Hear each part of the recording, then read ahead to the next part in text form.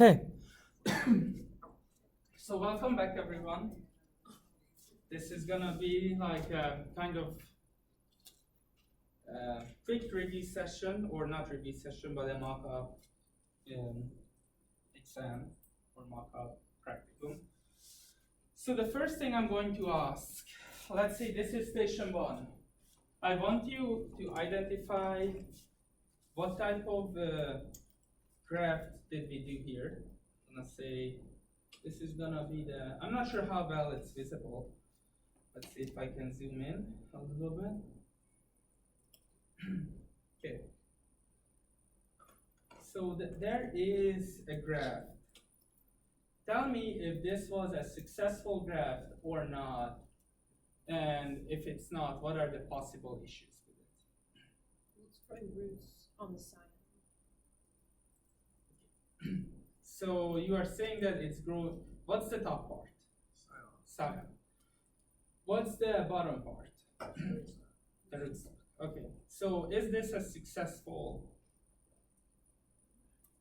No, It's not dead, but it doesn't look right. No, it's not, right? Why wouldn't it be successful? There's too much space. Right? The angles didn't match. There is space.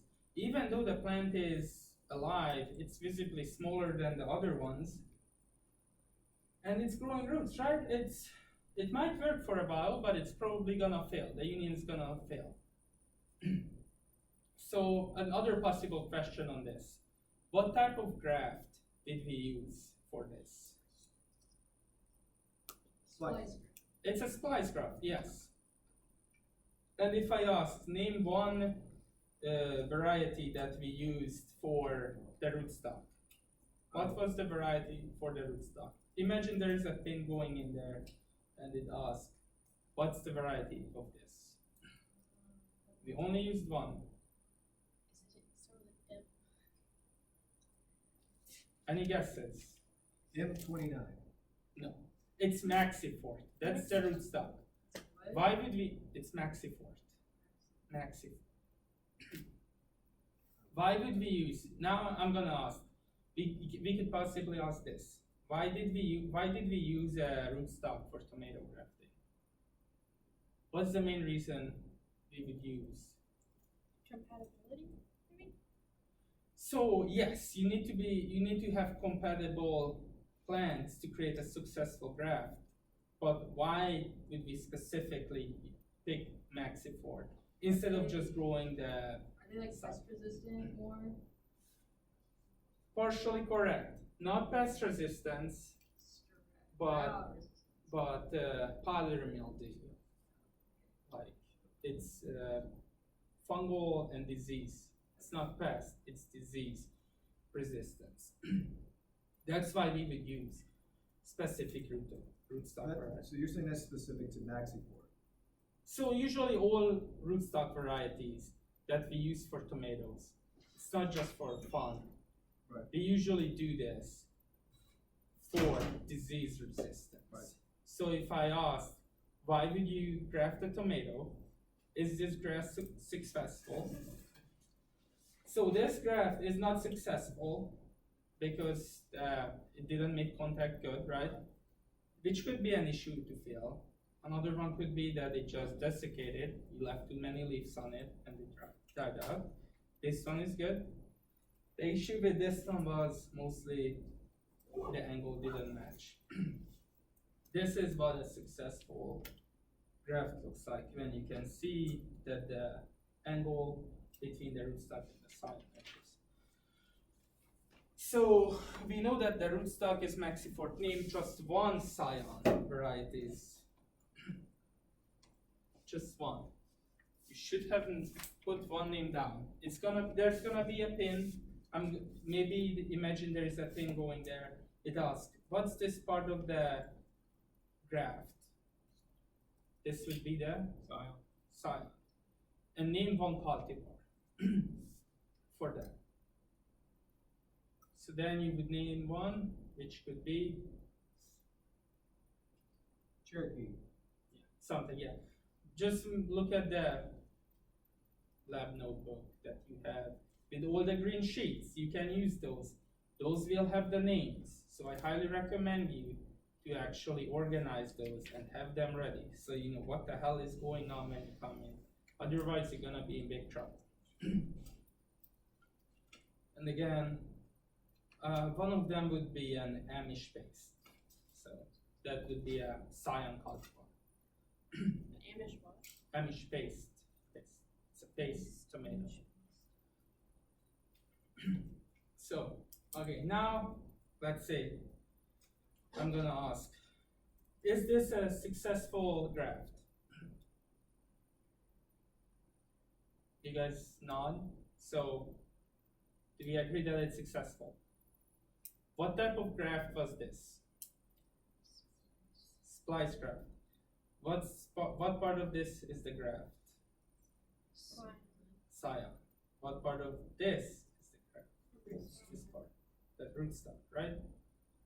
Okay, and you're gonna know rootstock is always Maxifort, that's what we used, and you can name any of the scion. And if it's not successful, it could be just that. The top could be. It would look something like just this. That is not as successful. Of course, it didn't graft on there, but that's what it would look. Make sense? Any questions on this? Okay, let's see. Now I'm gonna do another grafting. So first of all, what graft did we use for this? And I'm gonna if it's gonna work, hopefully. Okay, so what type of graft did we use for the hibiscus? A wedge grafting. A veg graft, right? Is this a successful graft? Yes. Okay. Is this a successful graft?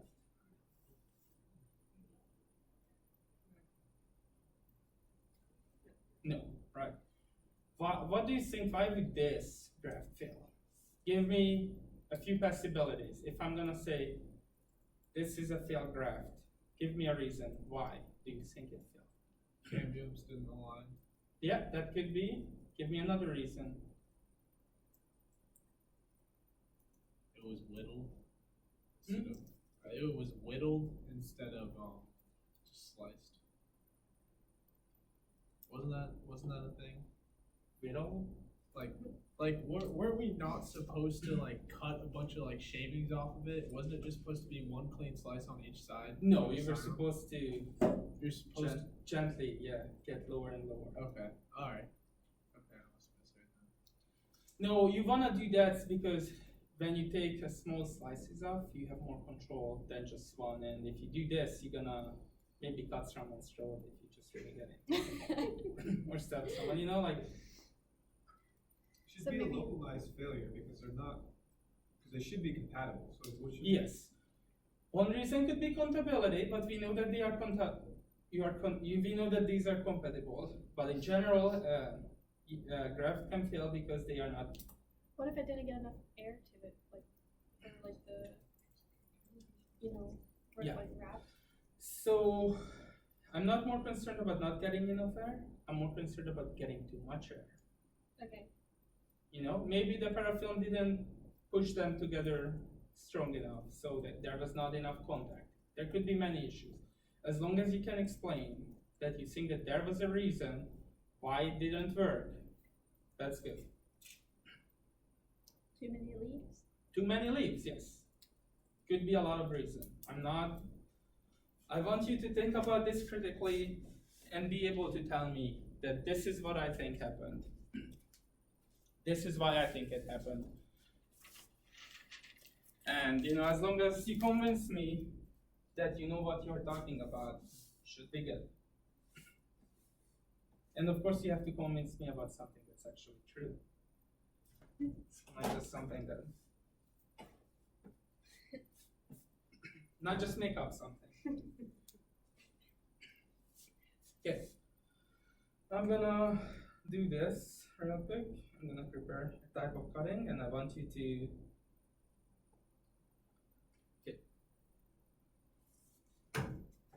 if I ask you to identify what type of pump that's needed. I guess that a little bit dark, let me adjust this.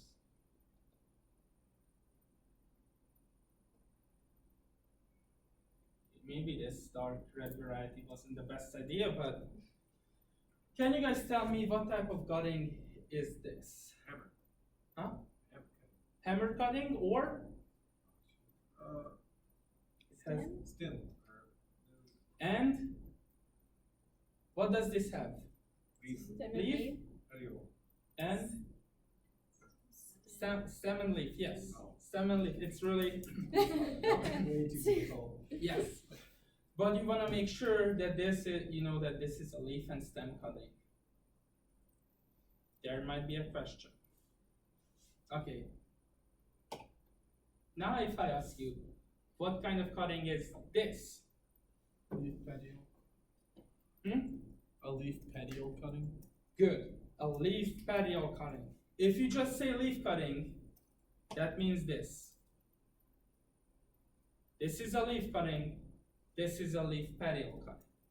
You want to make sure to specify if it's a leaf petiole or a leaf cutting. Leaf cutting, leaf petiole cutting, hammer cutting. Make sense? Or stem and leaf cutting. Or stem and leaf cutting, correct. So we might have something like this in water, and I'm gonna be like, what type of cutting is this? And actually we have these perfect African violets which could be used for this. What type of cutting is this? I'm not sure if you guys can see, hopefully. What type of cutting is this? Leaf Leaf petiole. stem. Or leaf petiole. Leaf petiole. Not just leaf. We had the ones that were missing the petiole. Those would be only leaf cutting. Yes. When we did the mechanical damage on the leaves, when we were doing the propagation, is that still gonna be just a leaf cut? Yes. You mean the We like cut the veins, we try to get it to, yes, for the begonias, and I had some right here that were some ones, I don't know whose were these. Can't remember. But yeah, really good question. I'm not sure how well you can see this, but there is the leaf, and we have one new plant coming up. Where no damage. But if you had a lot of damage, like on this one, ideally, if you had good enough contact, which I don't think this has, but you would see a bunch of smaller plants coming out of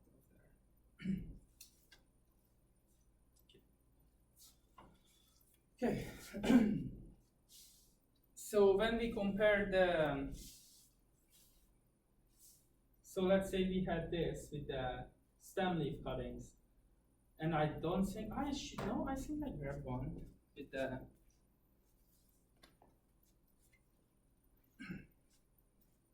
so this is actually,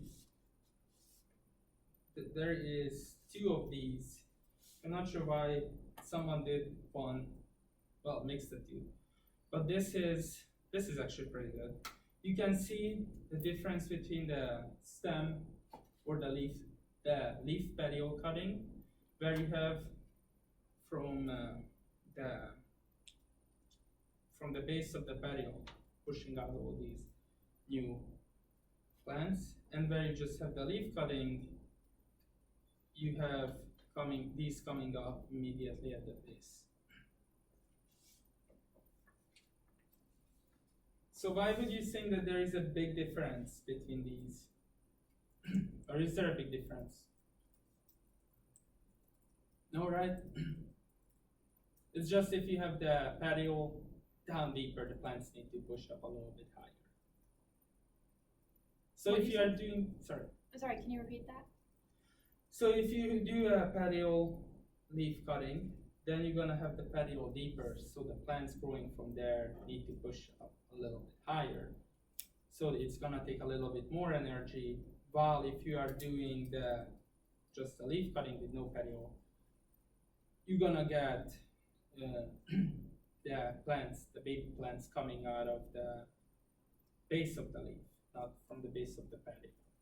What would be the benefits of that? Any guess?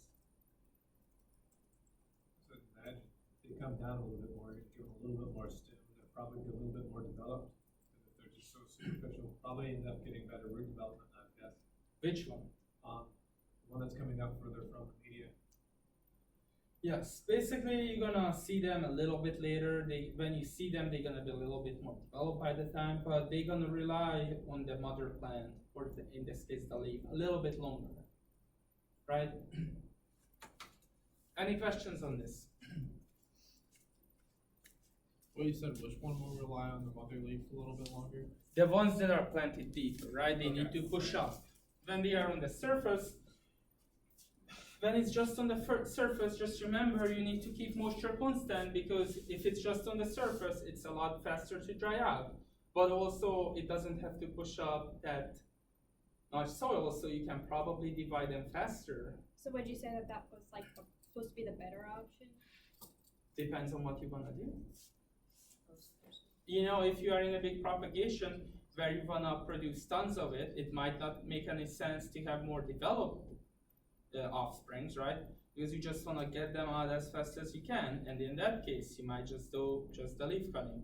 If you are maybe like a small scale producer, it might make more sense to you to do like a leaf petiole cutting, where you don't have to worry about that much for the moisture. It's not that much investment, and your plant's gonna become a lot stronger, so you might not want that many plants, so you don't need to have that fast of a turnover.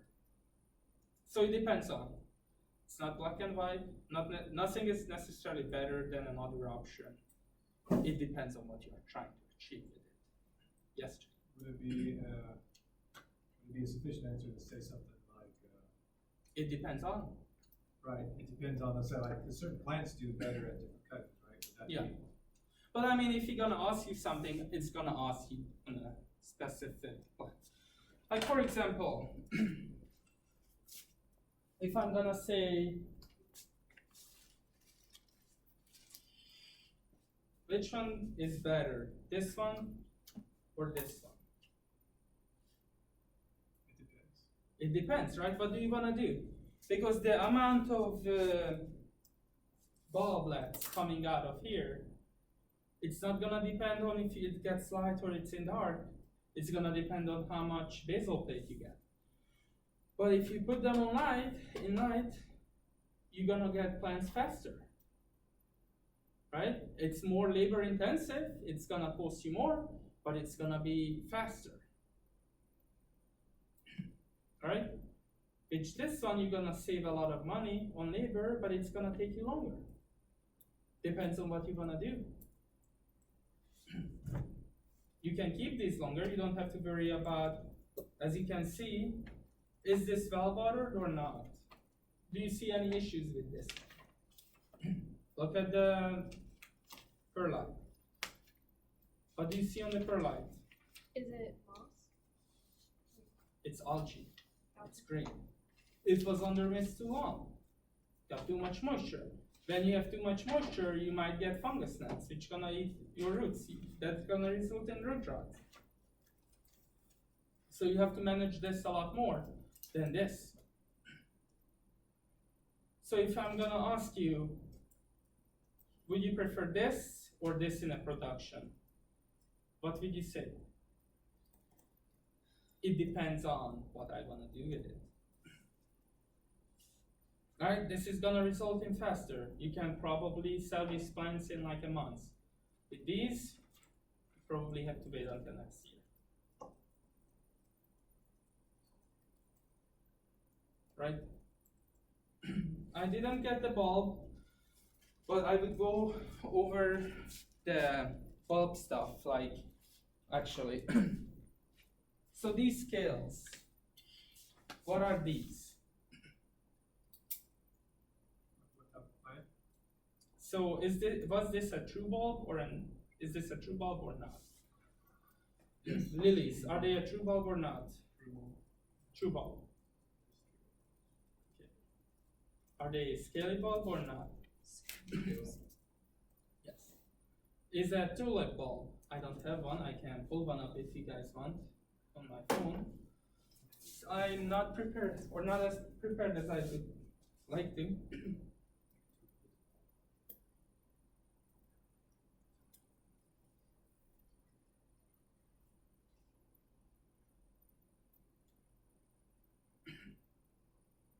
Okay.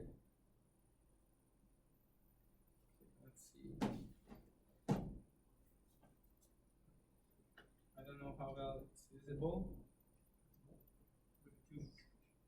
Okay.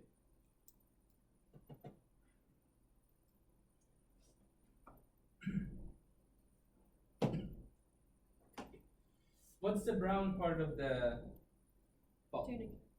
Tunic, right? That's the flaky part, right? Okay, what's the bottom brown part with the roots? Basal plate. Is this a true bulb? Yes, it is. If I ask you to name this bulb, what type of bulb is that? It is a true bulb, or you can call it a tunic bulb, you can call it a tulip bulb. You know that it's modified leaves, Yes. So which part is the modified leaf? the layers. These white ones. Oh, I'm sorry. These, right? Okay, for this one, what are these? Sorry, the scales. Are those a modified stem, a modified leaf? What are those? Stem. Close. They are modified leaves. That's why they turn this red color, because they still have some pigments. Yeah. Generally are underground. They don't use any of the pigments, but when they get above ground, the red coloring, which I'm sorry if it's not well visible, I don't know, it's hard to see. Let me see if I can.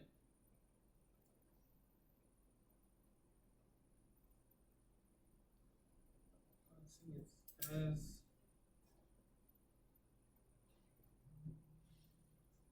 Okay, maybe it's a little bit better. I mean, I can say it, yeah. So the scales turn this reddish or greenish color because they have still some pigments, and they're gonna start functioning, producing sugars, and this is why you have a sped up process.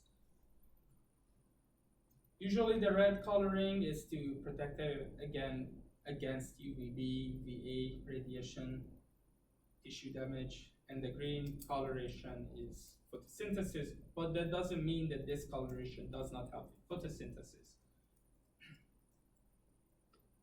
Yeah. And if the scales are modified leaves, what is the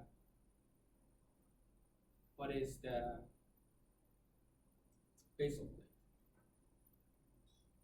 Which modified stem, yes. So the basal plate is modified stem, while the scales are modified leaves. And again, I think we had, what was the other thing? Gladiolus. Is that a true bulb or a not true bulb? The true. Gladiolus.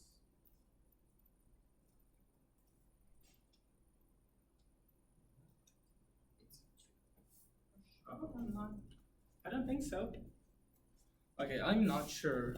I thought they were, but now you guys said it is, so I'm like, let's see.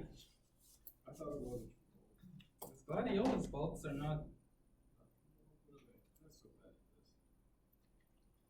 bad. Dr. Miller's gonna be really sad if we don't know the bulbs, but I don't think they are. What do we even do? We did daffodils, and we did, All right. Daffodils are true bulbs also. yeah, we did. It's not a true corms. bulb. Gladiolus isn't a true. Yes. Okay, good. You guys scared me. I was like, I don't even know my bulbs. It's a corm. Yeah, 'cause we did It's a corms. corm. Yes. right? So although they have scales, those That's are, right, because you can see the nodes, Nodes. nodes on them. yeah, okay, woo! Well, I just, you I know. was like, okay. But yeah, you can generally see a bunch of Isn't there like nodes and inner nodes? nodes, yes. So basically, the corn, you can see the rings between the rings, or the rings are the nodes. You can see the dimples on the rings. Those are the nodes. I really should, oh. Oops. Oh, this is the one we dissected, basically. Yes. So the lines are the nodes, right? The lines are there are dimples, or like these small sunken areas on the circles. Those are the nodes. And yes, the lines represent like the between the two lines, that's the inner node. Okay. So it's, you know how the node is like a specific area? So, yeah. I don't know how to describe it to make it sense, but Draw it. the between the two circles that represent where the nodes are located. The node is always that simple like dimple on it. That's why we cut it, making sure that we don't cut those on, but like Those separating would be them. lateral buds, right? Yeah. The axillary buds. Yeah, that would be a bud. So, yeah, technically that would be the whole circle would be the node. Yes, because that would be an axillary bud. So then it becomes a modified stem. No, I don't think we did. Yes, it's a modified We stem. just cut 'em. Hey Gary, Yes. didn't we like put those in dirt too? And did we ever look at those?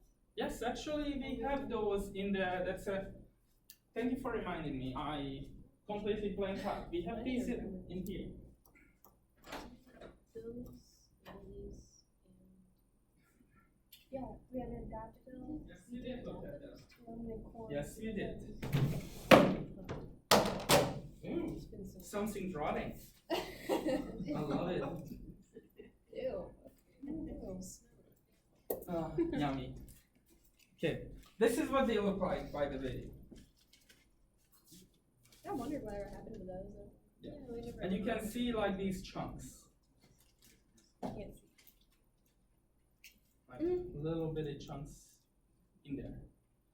So the nodes are the circles, the axillary buds are the dimples on it. You guys are right.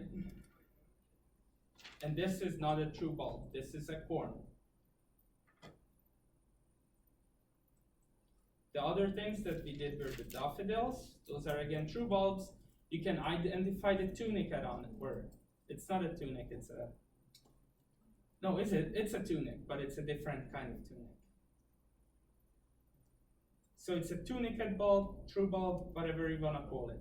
Just like the tulips. I don't know. Sorry, I'm blanking. It's okay. If that makes sense. I don't have any of the bulbs prepared, but make sure to go over those. I know we're gonna have multiple questions on them. And please be really careful to read the questions, because it always asks, what type of bulb is that? Like up in the left corner, and 90% of the students don't answer it because they don't see it. So put it in that corner. Because it makes sense as you read the question, but they just skip part A and they go to B. So when I ask that question, are we supposed to say true bulb or like pseudo bulb? True bulb, Or is tunicate it- bulb, or you can say tulip bulb. Okay. As long as you know what it is, or you can give me a description of it. Okay, do you guys know what does it look like when you have a daughter bulb? Yeah, well, like. Okay, you know what? I'm just going to go and grab some bulbs. Hopefully, I'll be back. I really should have grabbed those. I completely forgot about that. Where are my keys? Okay, I don't have my keys, which is great. No, actually, I left it. I opened it. Okay. I'm sorry. Today is just kind of chaotic, but I'm going to grab the bulbs, and I'll be back in like 2 minutes. Don't go anywhere.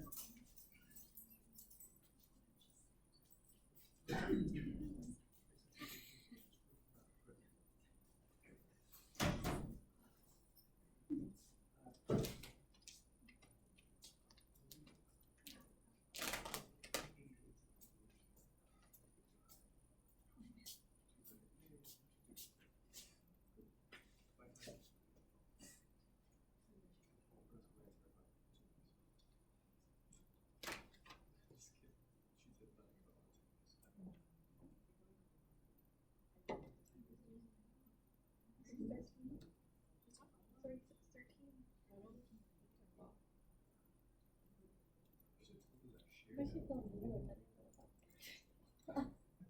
I like coming in here because like, it's like, hint, it's on here, and then we can use this to like, Yeah. plus it helps for me to just go over it in one swoop. I don't think I'm worried about the class. Like the single one. But I hope that I can get the slides on. Figure it out. Yeah. We have a week. That's right. That's great too. This semester went by really fast. Yeah. It's just to be the fastest semester of my life. Ready for summer? Yep.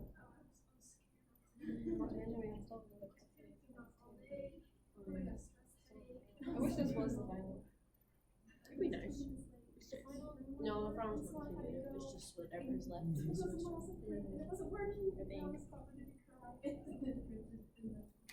That's what I said before. Hopefully he sticks with that. Well, one of my classes, it's actually Dr. Fallon's class. We're not gonna have a final. Maybe it's a short class because of his class. So, we have 20 people keep showing up for the duration of the remaining semester. We won't have a final. So, people have been emailing and like, show up to class. I doubt. But I mean, like, show up to class and they won't do what they will have. No, we won't have a final to show up to class. If they don't show up, like, less than 20 people show up to class for the rest of the duration of the class through the semester, then we won't have a final. Because he doesn't want a final because he's integrated. She asked you about the answer. I wish a lot of teachers were like. She asked me, she's like, Jake. But he didn't want people to not come to class by saying he didn't have a final. So that's his, There's like these streaks in the flower. She's like, what causes? either or, you know. She said, genetics. I doubt. I bet we Time to will. learn, let's learn. I Like, bet nobody shows up. anyway, first. I'm like, I didn't have first.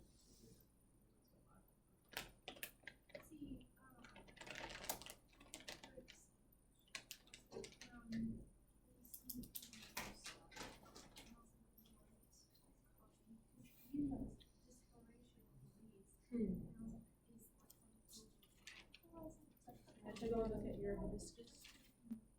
I failed miserably. Uh-oh, you guys. I bet it's bad. Yeah. Plays On top of it, yeah. Well, you can take on the other thing. Yeah, Probably. Is this still recording? Yeah, Good. should be.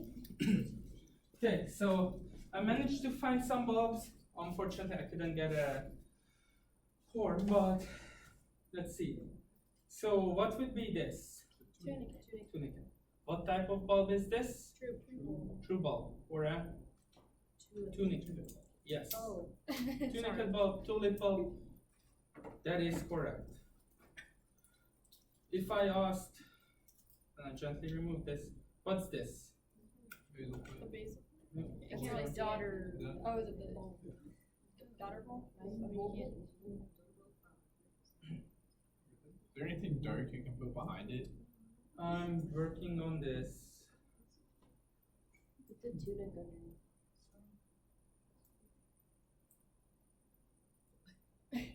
Oh, there you go. This Would is you just, point at, can you point at it again? I'm gonna, He's trying to just make- 1 second, it takes forever.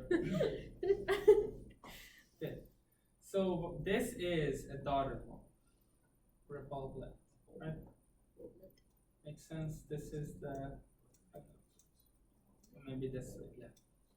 This is the bulb, this is the basal plate, right here. Basal plate, and there is a bulblet. Now I'm gonna dissect it.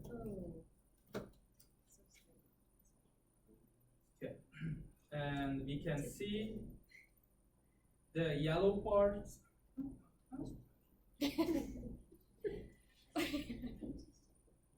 Perfect. Okay. So this this side you can see the yellow are the leaf.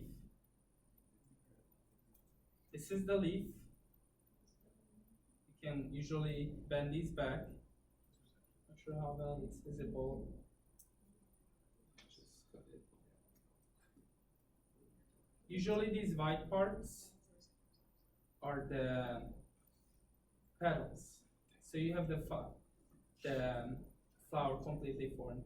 And you guys can come closer and look at it. I know it's not that well visible. And you can see the stamen, show the male parts, these like yellow sticks, and this in the center is the, Female. Ovary part? not ovary, but female part, stigma. Stigma is the, What? What? stigma is the sticky part on top, Pretty but we much. call the, okay, the stigma is on the top, right? Style, pick the style, ovaries. What do you call the combination? Oh, magnesium, the, Is it the pistil? Pistil, Is it right? Yeah. Right? pistil. Stamen is the male part, right? So pistil is this white, you guys can pretty see like the bumps on the top too, right? Yeah. And then these would be the stamens, right there. The white parts, visibly lighter yellow, right here. These are the petals, and the dark yellow is the leaf, or dark yellow. Yeah. under the sequence. And I'm trying to find, maybe this would be something where you start seeing like a little bump that would be like a boblet starting to form, like right here. Let's see if I can find anything else in there.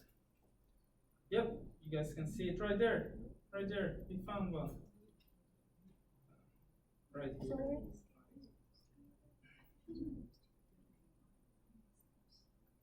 Where is it? I lost it, no, So right this- there. Gary, the scales were modified leaves, right? Yes. So you can see right here, like that thing, that's a daughter bulb or a bulblet forming in there. Again, this is scales, modified leaves. And this, would this be a true bulb? Ew. Yes. Right? It's a stealing. Yes. But is it a true bulb? Yes. The scales are modified leaves, the basal bit is a modified stem. Daffodil, is this a true bulb? Oh, sorry, my bad. That looks like a form. True bulb, right? It has scales, right? Just like the tulip. But the tunic is a little bit different, right? This is the tunic. True bulb, it's a daffodil. So if I ask you to point out, what's the stamen or the pistil, or like I'm gonna have something pointed there to a daughter bulb, can you identify it now and say, this is what it is? I'm gonna cut this one too in half so you guys can. And actually, I'm cutting on. And it's pretty much the same here.